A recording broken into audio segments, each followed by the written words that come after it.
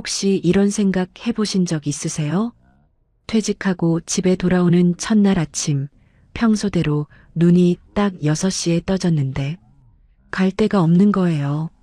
넥타이 맬 필요도 없고 출근할 곳도 없고 그냥 거실 소파에 앉아서 멍하니 텔레비전만 바라보고 있는 그 기분. 설레야 하는데 왜 이렇게 무겁지? 왜 이렇게 낯설지? 오늘 이 영상은 딱 그 순간부터 시작하는 분들을 위한 겁니다. 60살에 은퇴하면 평균 수명 기준으로 앞으로 25년이 남아요. 25년이에요. 직장 생활 30년 하셨으면 그 시간에 거의 맞먹는 시간이 또 남아있는 거예요. 그 긴 시간을 어떻게 살아야 하는지 아무도 제대로 가르쳐 준 적이 없잖아요. 오늘 이 영상 끝까지 보시면 막막했던 25년의 그림이 조금은 또렷하게 보이기 시작할 겁니다. 그리고 영상 후반부에 가면 오늘 당장 써먹을 수 있는 진짜 실용적인 내용이 나옵니다. 절대 먼저 끄지 마세요. 이런 이야기 주변에서 솔직하게 해주는 사람이 없잖아요. 저는 앞으로도 계속 이렇게 진심 담아 전해드릴 거예요. 혹시 이 채널이 처음이신 분들, 오른쪽 아래 구독 버튼 한 번만 눌러주시면 이런 이야기 계속 나눌 수 있어요. 좋아요 하나, 알림 설정 하나가 저한테는 정말 큰 힘이 됩니다. 고맙습니다. 자, 그럼 시작해 볼게요. 60살. 우리 부모님 세대만 해도 이 나이면 그냥 노인이었어요. 하지만 지금은 달라요. 지금 60살은 한창이에요. 체력도 있고 경험도 있고 아직 하고 싶은 것도 넘쳐요. 그런데 막상 직장을 떠나고 나면 그 에너지를 어디다 써야 할지 몰라서 방황하는 분들이 정말 많아요. 통계를 한번 볼게요. 보건복지부 자료에 따르면 우리나라 65세 이상 어르신 중에서 우울감을 느끼는 분이 약 40%예요. 둘에 하나 가까이가 마음이 힘들다는 거잖아요. 그 이유가 뭐냐고요? 돈이 없어서, 아파서, 외로워서. 이 세 가지가 거의 전부예요. 오늘 이 시간에 이 세 가지를 하나하나 다 짚어드릴 거예요. 진짜 현실적으로요. 먼저 돈 이야기부터 해야겠죠. 이게 제일 무거운 주제인데 그렇다고 피할 수도 없어요. 직접 얘기할게요. 지금 60대 초반 어르신들의 국민연금 평균 수령액이 얼마인지 아세요? 통계를 보면 남성 평균이 한 달에 약 60만 원에서 70만 원 사이예요. 여성은 더 낮아서 30만 원대인 경우도 많아요. 여기에 만약 배우자도 연금을 받는다면 합쳐서 120만 원에서 150만 원 정도가 되는 가정이 꽤 있어요. 근데 문제가 뭐냐면 지금 우리 사회에서 두 사람이 한 달에 150만 원으로 생활하는 게 쉽지 않다는 거예요. 식비, 관리비, 통신비, 의료비 조금만 써도 순식간에 나가버려요. 실제로 제가 아는 분 이야기를 해드릴게요. 경북 구미에 사시는 김 선생님, 올해 63세예요. 25년 직장 생활 끝내고 국민연금 70만 원 받으세요. 아내분도 파트타임으로 받는 연금이 35만 원이고요. 둘이 합쳐서 105만 원이에요. 아파트 관리비가 20만 원, 통신비가 6만 원, 그러면 남는 게 약 80만 원.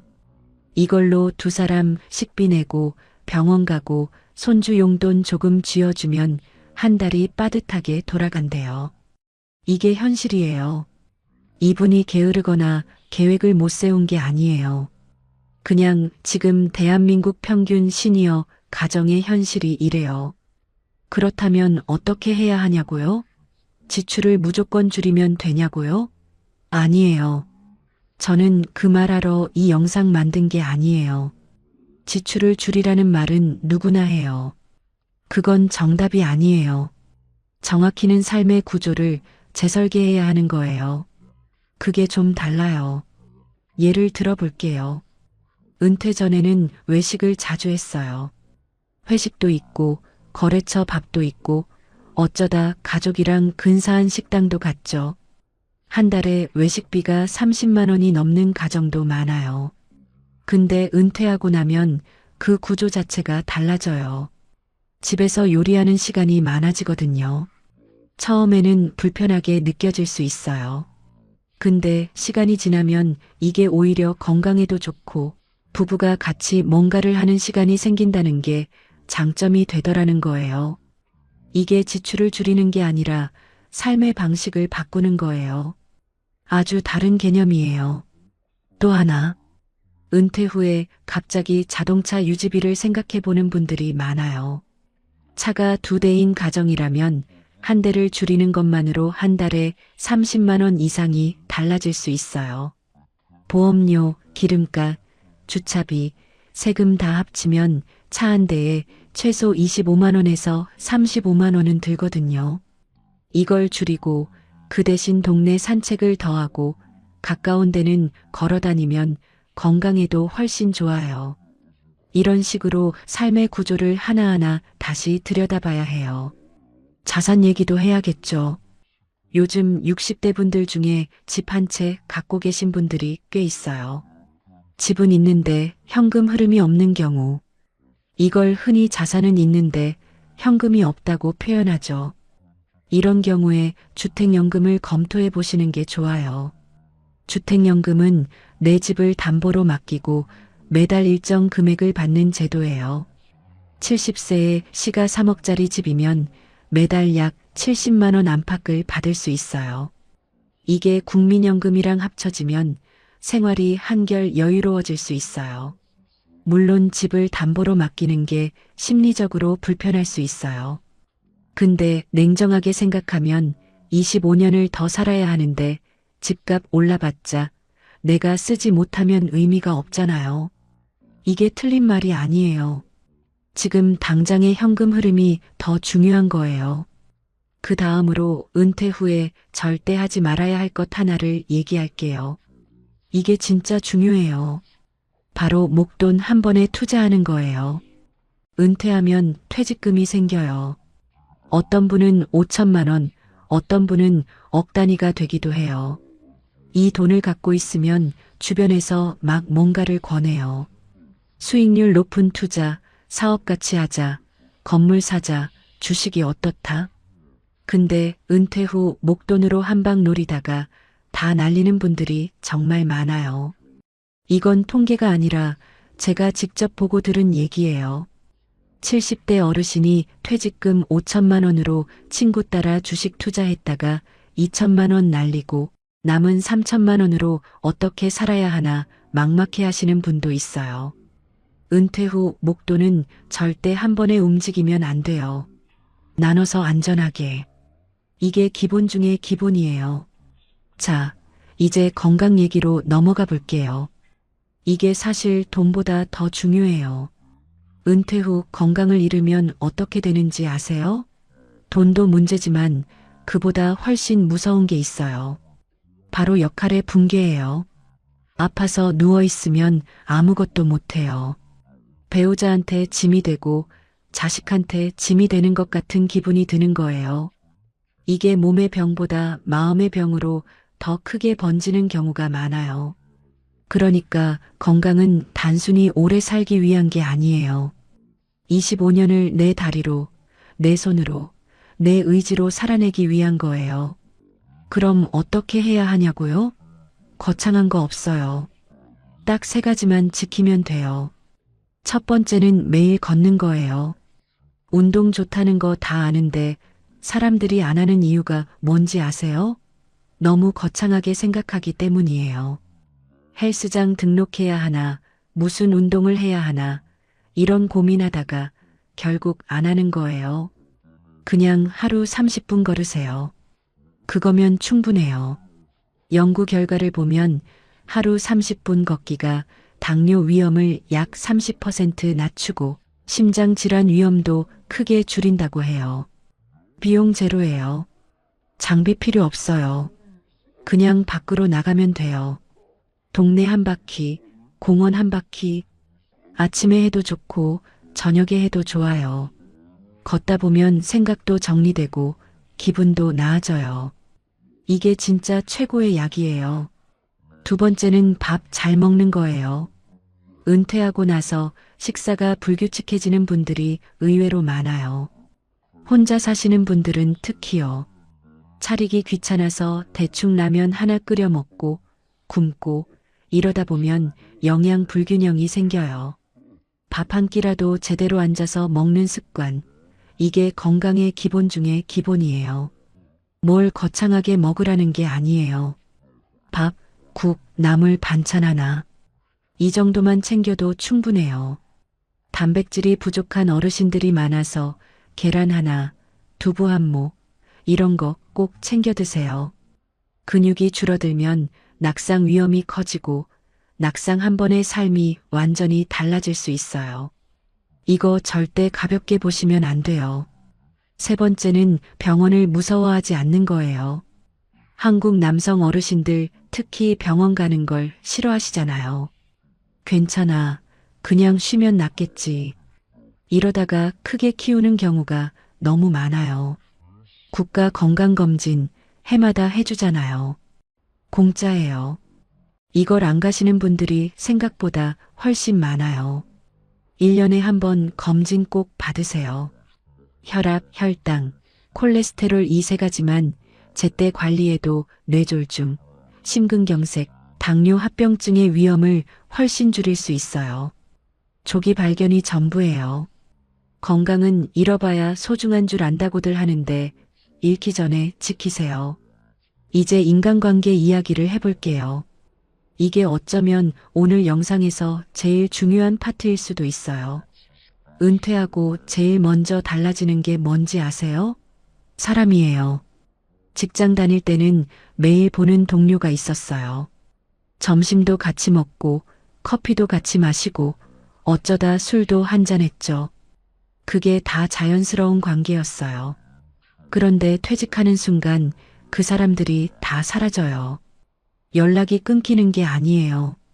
그냥 자연스럽게 멀어지는 거예요.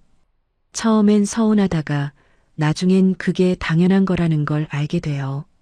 직장은 공동의 목적이 있어서 모인 거니까요. 그게 사라지면 관계도 달라지는 게 맞아요. 그런데 문제는 그 이후예요. 새로운 관계를 만드는 게 60살 넘어서는 정말 힘들거든요. 젊을 때는 동네 친구, 학교 친구, 직장 친구 이렇게 자연스럽게 생겼어요. 그런데 이제는 내가 먼저 나가지 않으면 아무도 안 와요. 이게 현실이에요. 부부관계 이야기를 먼저 해볼게요. 남편이 은퇴하면 아내가 제일 힘들다는 말 들어보셨죠? 이게 농담이 아니에요. 통계적으로 남편이 퇴직한 후 1년 이내에 이혼을 청구하는 여성의 비율이 높아진다는 연구가 있어요. 왜냐고요? 아내 입장에서는 그동안 집이 자기 왕국이었거든요. 자기 페이스로 살았어요. 그런데 갑자기 남편이 하루 종일 집에 있으면서 이거 어디 있냐? 저거 왜 그래? 뭐 먹냐 이러면 정말 힘들죠. 이게 사소한 것 같아도 매일 쌓이면 독이 돼요. 반대로 아내 입장에서도 얘기해야 해요. 남편 입장에서는 자기가 회사에 있는 동안 아내가 집에서 다 알아서 했는데 이제 자기도 집에 있으니까 같이 뭔가를 하고 싶은 거예요. 함께 시장도 가고 싶고 같이 산책도 하고 싶고. 근데 아내는 20년 넘게 혼자 해온 루틴이 있어요. 그걸 갑자기 바꾸고 싶지 않은 거죠. 이 간격을 좁히는 게 중요해요. 제가 직접 만나뵌 전직 교장 선생님 이야기를 드릴게요. 이분이 퇴직하고 나서 처음 6개월이 제일 힘들었대요. 집에서 할 일이 없으니까 자꾸 아내한테 말을 걸었대요. 아내는 처음엔 반겨주다가 나중엔 귀찮아하기 시작했고 그게 느껴지니까 더 위축됐다고요. 그래서 이분이 하신 게 뭐냐면 아내한테 딱 하나를 부탁했대요. 내가 집에서 뭘 하나 담당할게. 밥 짓는 거 나한테 줘봐. 그렇게 해서 아침밥 짓는 게 이분 역할이 됐어요. 처음엔 어설펐는데 6개월이 지나니까 제법 잘하게 됐대요. 그리고 그게 아내한테도 고마운 거고 본인한테도 하루의 역할이 생긴 거고 이게 부부관계를 살렸대요. 작은 것 같죠? 근데 이게 진짜예요. 친구관계 이야기도 해야겠죠. 50대, 60대 넘어서 진짜 친구 사귀기가 어렵다는 거 다들 느끼실 거예요. 그래서 지금 있는 친구들, 지금 있는 관계들을 정말 소중하게 유지해야 해요. 연락 먼저 하는 게 부끄럽지 않아요. 먼저 밥 한번 먹자고 문자 보내는 게 이상한 게 아니에요. 나이 들수록 먼저 움직이는 사람이 관계를 유지해요. 기다리면 아무도 안 와요. 이거 꼭 기억하세요. 그리고 새로운 관계를 만들 수 있는 가장 좋은 방법을 알려드릴게요. 바로 동네를 활용하는 거예요. 동네 도서관, 노인복지관, 구청 평생학습관, 이런 데서 뭔가 배우는 과정에 등록하는 거예요. 서예, 사진, 스마트폰 활용법, 체조, 뭐든 좋아요. 목적은 배움보다 사람이에요. 같이 뭔가를 하면 자연스럽게 대화가 생기고 거기서 관계가 이어져요. 이게 나이 들어서 새 친구를 사귀는 가장 자연스러운 방법이에요. 자식과의 관계도 얘기해야 해요. 이게 참 미묘해요. 은퇴하고 나서 자식한테 의지하고 싶은 마음이 커지는 게 사람이거든요. 근데 요즘 자식들은 자기들도 먹고 살기 바빠요. 대출이 있고 육아가 있고 직장 스트레스가 있어요. 부모한테 신경 쓰고 싶어도 못 쓰는 경우가 많아요. 이걸 알아야 해요. 자식한테 서운하다고 느끼는 그 감정 이해해요. 근데 그 감정을 표현하면 관계가 멀어져요. 오히려 자식이 전화할 때 반갑게 받아주고 필요할 때 도와주고 평소엔 내 삶을 내가 잘 살고 있는 모습을 보여주는 게 훨씬 좋아요. 부모가 자기 삶을 잘 살고 있으면 자식이 마음이 편해요. 자식이 마음이 편해야 관계도 좋아요. 이제 하루 루틴 이야기를 해볼게요. 이게 생각보다 정말 중요한 주제예요. 은퇴하고 나서 제일 많이 하는 말이 뭔지 아세요? 뭐 해야 할지 모르겠어. 이 말이에요. 시간이 많은데 오히려 더 허무하고 무기력한 거예요. 이게 왜 그러냐면 구조가 없기 때문이에요. 직장 다닐 때는 구조가 있었어요. 몇 시에 일어나고 몇 시에 출근하고 오전엔 이거 하고 오후엔 저거 하고 이게 다 시간을 잡아주는 틀이었거든요. 그게 없어지면 사람이 흐트러져요. 이게 게으른 게 아니에요. 구조가 사라진 거예요. 그러니까 은퇴 후에 가장 먼저 해야 할 일이 자기만의 루틴을 만드는 거예요. 억지로 빡빡하게 만들 필요는 없어요. 딱 3가지만 정하면 돼요. 몇 시에 일어날 건지, 하루에 뭘 꼭 할 건지, 저녁엔 어떻게 마무리할 건지. 이 3개만 있어도 하루가 달라져요. 예를 들면 이런 거예요.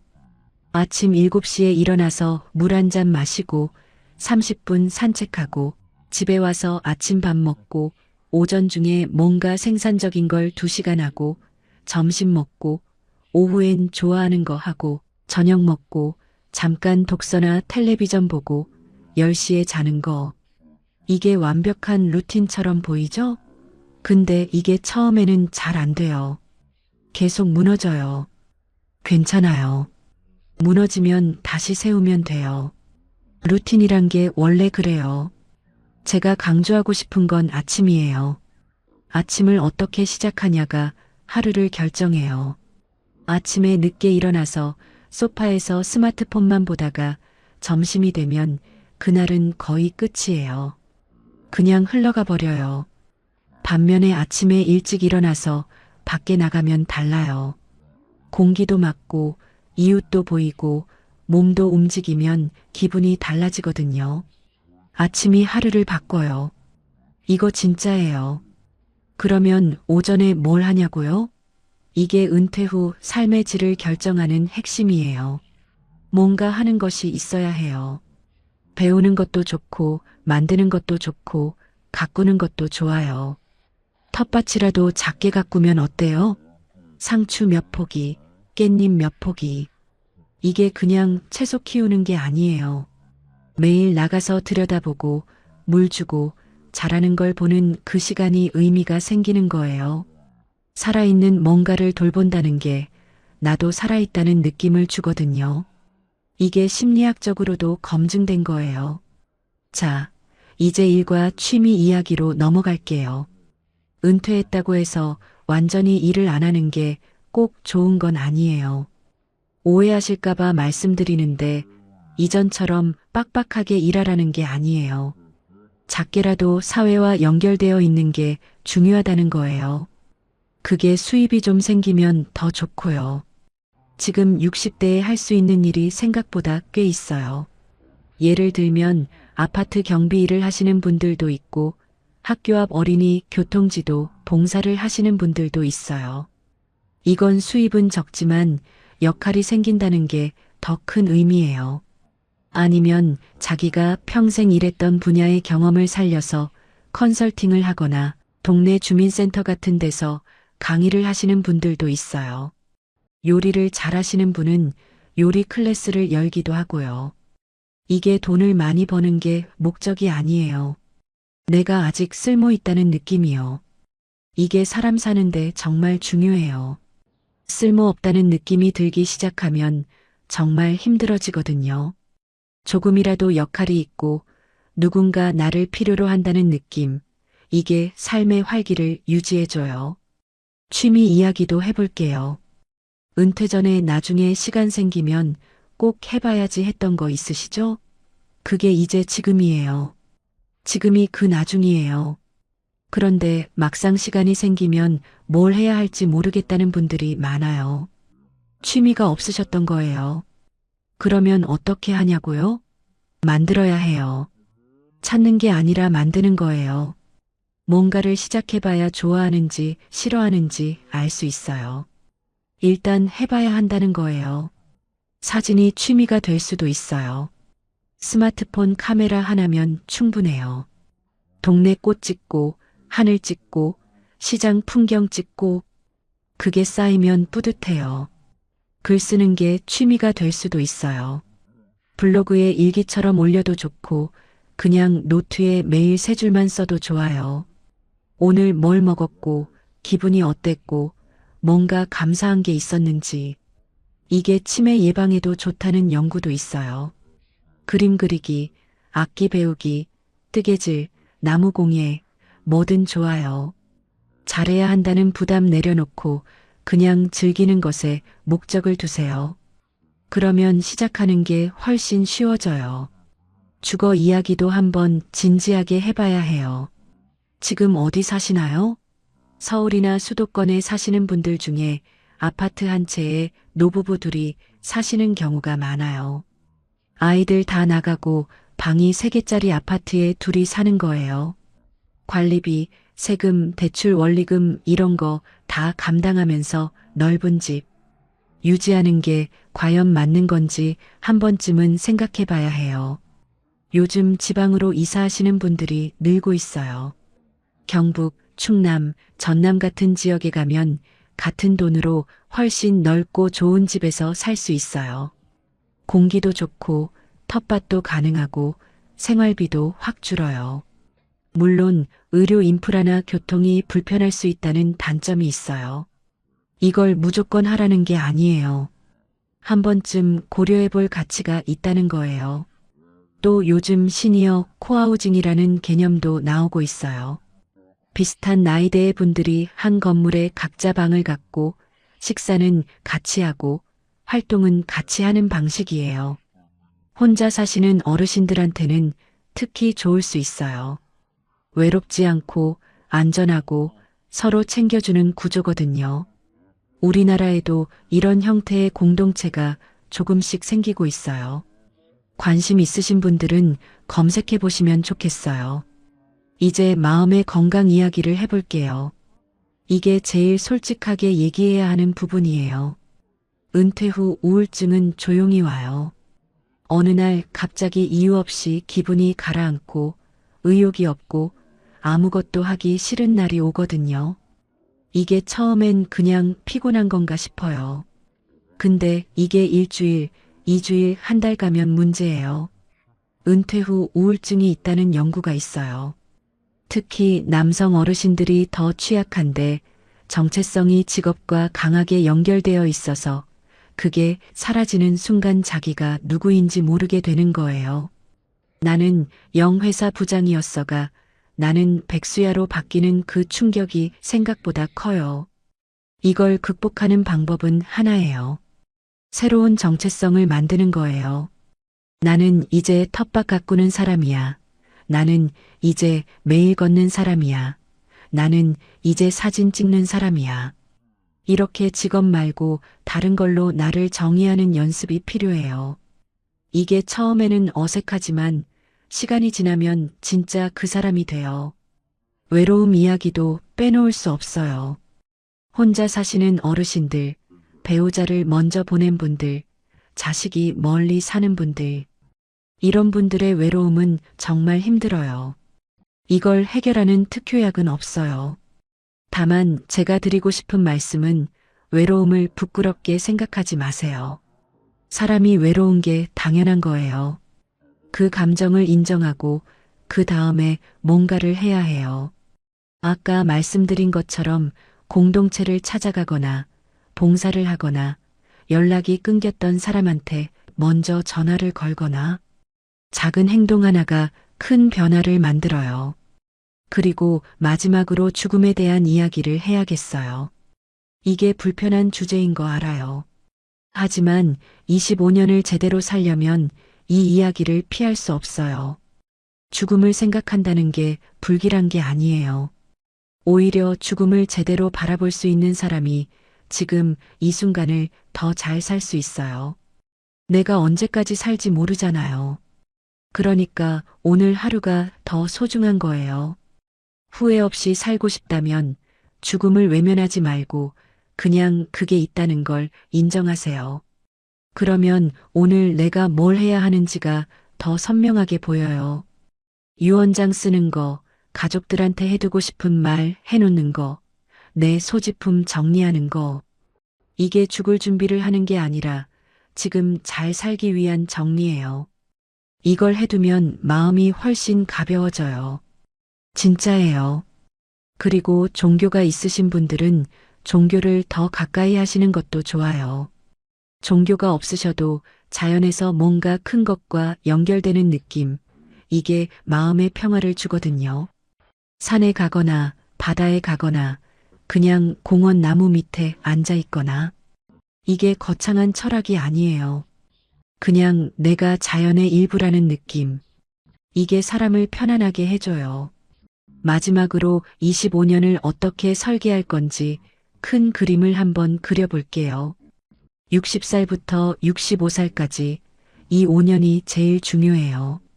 이 시기에 은퇴 후 삶의 패턴을 만들어 놓으면 그 다음이 훨씬 쉬워요. 건강 습관 만들고 새로운 관계 만들고 취미 찾고 루틴 만들고 이게 다 이 5년 안에 해야 해요.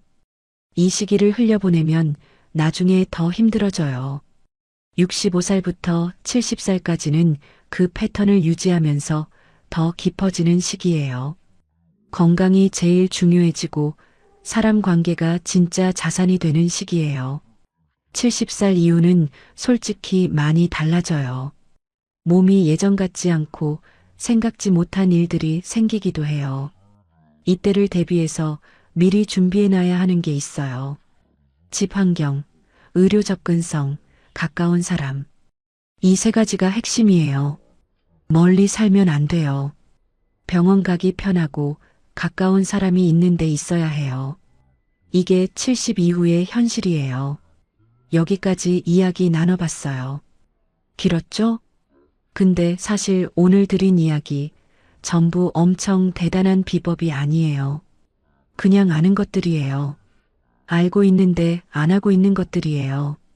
매일 조금 걷는 것, 밥 챙겨 먹는 것, 먼저 연락하는 것, 아침에 일찍 일어나는 것. 이게 전부예요. 25년을 제대로 살아내는 비결이 이 작은 것들의 합이에요. 오늘 영상 다 보셨다면 딱 한 가지만 해보세요. 내일 아침 평소보다 30분만 일찍 일어나서 밖에 나가보세요. 그게 시작이에요. 그게 25년의 첫걸음이에요. 항상 응원하고 있어요. 오늘도 여기까지 함께 해주셔서 정말 고맙습니다. 다음 영상에는 은퇴 후 실제로 생활비를 줄인 분들의 진짜 이야기를 가지고 올게요. 그것도 기대해 주세요. 건강하세요.